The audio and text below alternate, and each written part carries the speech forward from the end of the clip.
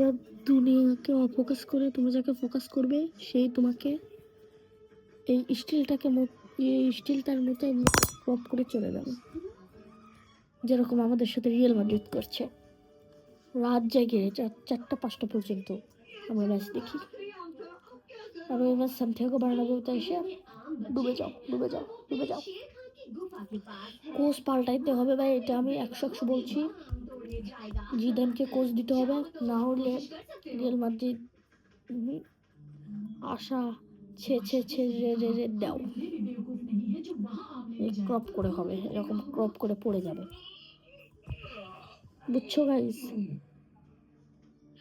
Real মাদ্রিদকে ভালো squad সাজাতে হবে।